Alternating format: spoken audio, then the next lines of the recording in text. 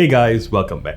Now recently I did a video about Wi-Fi 6 and why I thought it was one of the biggest improvements to Wi-Fi since the introduction of Wi-Fi.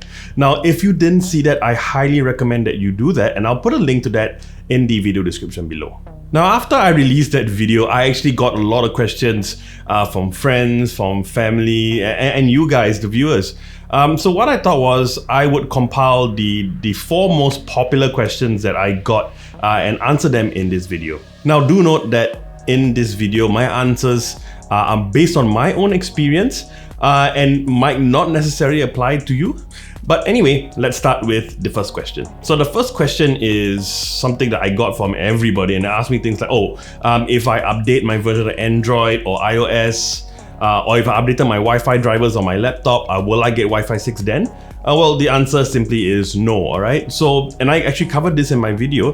What I said was to enable or to get the full features and all the benefits of Wi-Fi 6, you actually need both your router and the device that you're connected to the router to both support Wi-Fi 6. Now, this hasn't only been the case with Wi-Fi 6 for every previous iteration of Wi-Fi, whether it's wireless AC or N or G or whatever, you've always needed both the router and the device to support that standard. So Wi-Fi 6 is, well, simply no different. Okay, so the next question is, why should I upgrade to a Wi-Fi 6 router if none of my devices support it? That's a valid and definitely a logical question.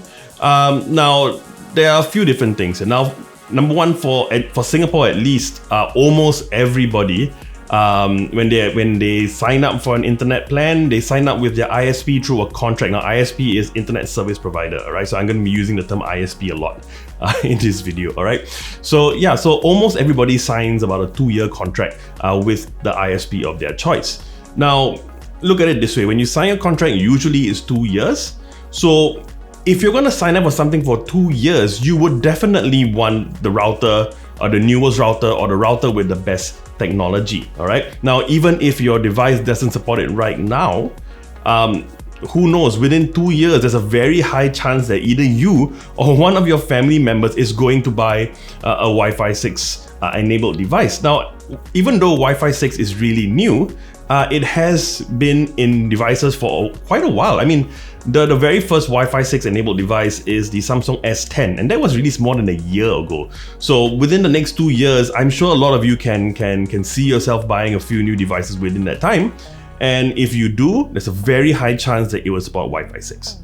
So when that happens, you don't want your router to be the reason why your internet speed is obsolete or the reason why your router is causing a bottleneck on the potential speeds and range that you could have. Okay, and another thing is, okay, this one, I haven't done proper tests, and this is just based on my own assumption, but I would expect that a new router, whether your device supports Wi-Fi 6 or not, I would expect to get slightly better speeds and maybe better range, not because it's Wi-Fi 6, but with every generation of new routers, you always get improvements. Again, not exclusive to Wi-Fi 6. So how am I gonna back up this claim? Well, in my previous video on Wi-Fi 6, I said that ASUS would be sending me a router to test. Well, it's here, all right? Now, this video is not gonna be me testing it, but I'm gonna spend some time with this router and put it through the test and test not just Wi-Fi 6 devices, but test both previous devices that don't support Wi-Fi 6 and Wi-Fi 6 devices, and see whether you get a difference in speed or range like I just mentioned.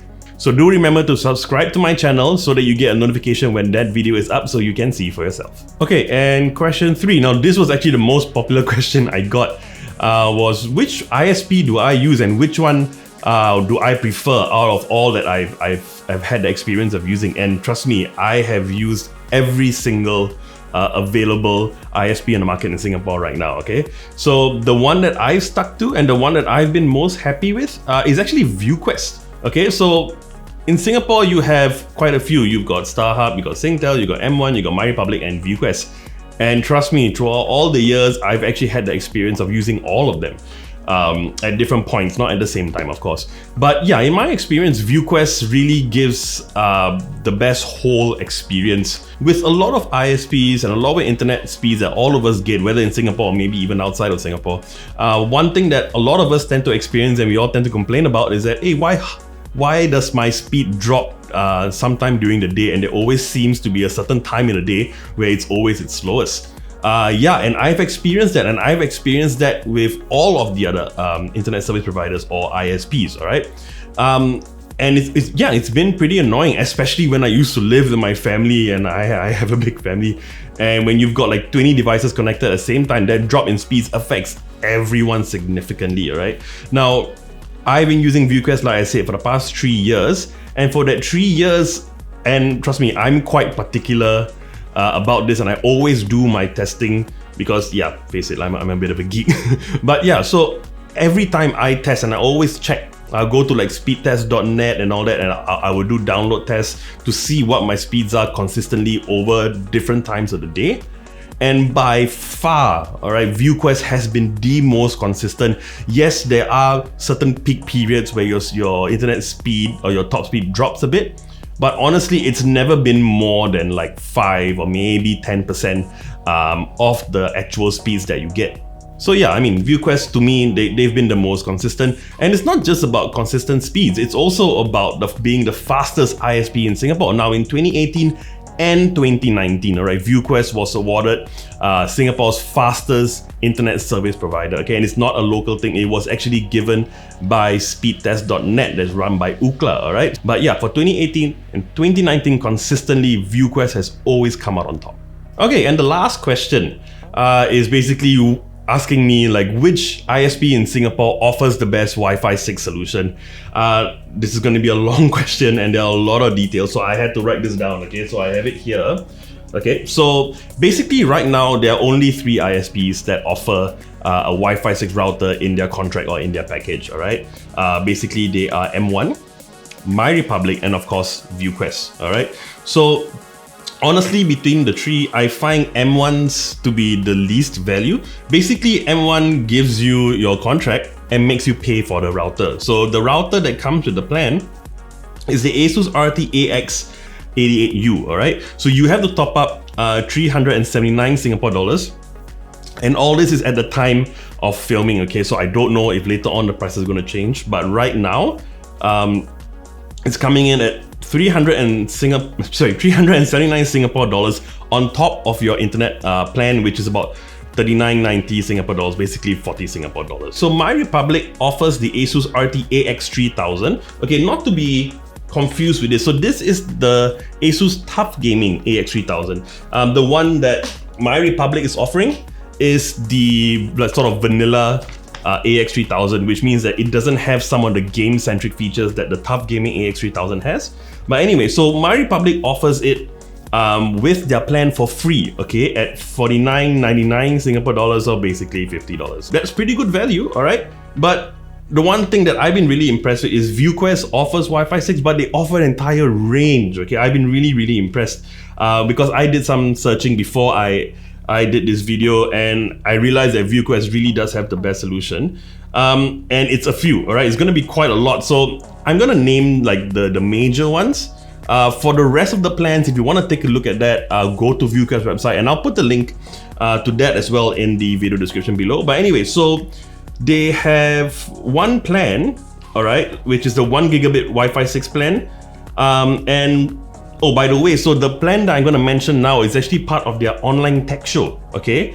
Which I believe only runs till the end of this month or the end of June, all right? So if you're looking to recontract or sign up with ViewQwest, you should think about that pretty quickly, all right? So anyway, their 1 gigabit Wi-Fi 6 plan starts at only $24.90 a month, okay? But for the first 4 months, so for the first 4 months, you pay $24.90, all right? Which is basically $25 off your first 4 months, and then after that you pay the normal price of $49.90 a month. All right. Now for this plan and the 2 gigabit plan, so basically the 2 gigabit plan is $34.90 a month for the first 4 months. All right, which means that you get $30 off the first 4 months of the 2 gigabit plan, which then goes back to the normal price of $64.90. Okay, so in terms of the package, so what do you get with either this 1 or 2 gigabit plan? You get either a Netgear Nighthawk or an Asus Wi-Fi 6 router. You can actually choose between the two, which is pretty cool, and no other ISP allows that. But apart from that, now ViewQwest also has freedom plans, which include mesh routers. So if you're not familiar with mesh routers, they basically work in terms of having multiple routers around your house if your house is really big or covers multiple floors. So you sort of spread them out so that they cover a wider range, okay? So ViewQwest is the only one that is offering Wi-Fi 6 mesh routers. Okay, so I hope this answers some of your questions regarding Wi-Fi 6 and really what are the best options for you guys. Now, if there's any questions that I missed or anything that you want me to speak about, do drop me a comment in the comment section down below, or you can drop me an email as well. All right, and I'll see what I can do.